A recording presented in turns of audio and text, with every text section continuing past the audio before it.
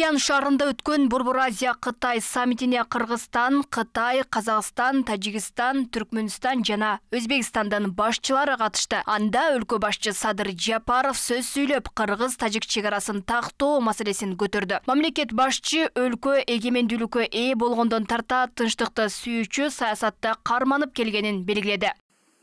Биз Кытай жана Казакстан менен биргеликте мамлекеттик чегараны делимитациялоо жана демаркациялоо иштерин ийгиликтүү аяктадык. Өзбекстан менен биргеликте кыргыз-өзбек чегарасын делимитациялоо маселеси ийгиликтүү жыйынтыкталды. Азыр өзбек кесиптештерибиз менен чегараны демаркациялоо иштерин бүтүрүү боюнча активдүү иш алып баруудабыз. Ушул эле багытта достук жана ынак коңшулук духунда Тажикстан менен кызматташууга дилгирбиз. Кыргызстан Кытай тараптын глобалдык коопсуздук боюнча демилгесин колдойт.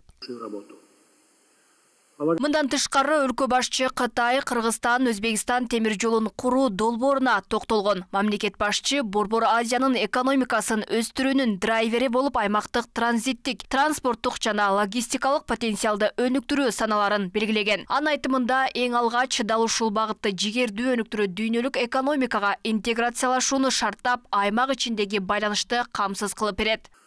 Совместная реализация одного. Бир алкак бир жолдун маанилүү звеносу болууга багытталган Кытай, Кыргызстан, Өзбекстан темир жолунун курулушу региондорду транспорттук туңгуюктан алып чыгып, 4 миллиардка жакын адамды бириктирип, Азиядан Түркия аркылуу Европага, жакынкы чыгышка, Иранга, Перс булуңундагы өлкөлөргө жана Түндүк Африкага жүк ташуу географиясын кеңейтет. Внутри нашего региона. Садыр Жапаров Бурбур-Азия чөлкөмүнүн дагы бир атаандаштык артыкчылыгы катары табигый чийки затты, эң алды менен минералдык жана энергетикалык ресурстарды атаган. Ал энергетика тармагындагы кызматташууларга да даяр экенин белгиледи.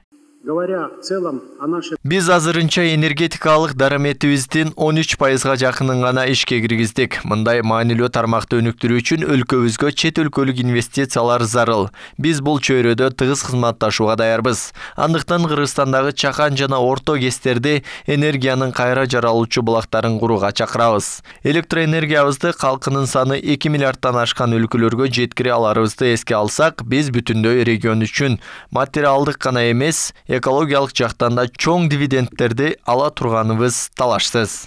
Для наших стран это может стать большим преимуществом. Бурбур-Азия-Кытай мамлекети башчыларынын саммитинин жыйынтыгында Сиан декларациясы кабыл алынды. Документке 6 өлкөнүн лидерлери кол койгон. Мындан тышкары төмөнкү документтерге кол коюлду. Бурбур-Азия-Кытай өнөр жай инвестициялык кызматташуу боюнча өз ара түшүнүшүү жөнүндө меморандум. Бурбур-Азия-Кытай форматындагы соода экономикалык кызматташтыкты бекемдөө боюнча өз ара түшүнүшүү жөнүндө меморандум. Бурбур-Азия мамлекеттери менен Кытайдын ортосундагы санариптик соода жаатында кызматташуу боюнча өз ара түшүнүшүү жөнүндө. Бурбур-Азия-Кытай форматында инфраструктура жана инженердик курулуш тармагында кызматташууну өнүктүрүүнүн алдыга жылдыруу боюнча өз ара түшүнүшүү жөнүндө. Бурбур-Азия-Кытай айыл чарба министрлеринин жолугушуусунун механизмин түзүү боюнча өз ара түшүнүшүү жөнүндө. Бурбур-Азия-Кытай форматында бажы кызматтарынын жетекчилеринин жолугушуусун өткөрүү механизминин иши жөнүндө жобо. Бурбур-Азия-Кытай форматындагы компетенттүү органдардын ортосунда жаныбарлардын жана өсүмдүктөрдүн карантиндик алып кирүү жана алып чыгуу жаатындагы техникалык кызматташуу боюнча өз ара түшүнүшүү жөнүндө. Бурбур-Азия-Кытай ишкер кеңешин түзүүдө кызматташуу боюнча өз ара түшүнүшүү жөнүндө меморандум.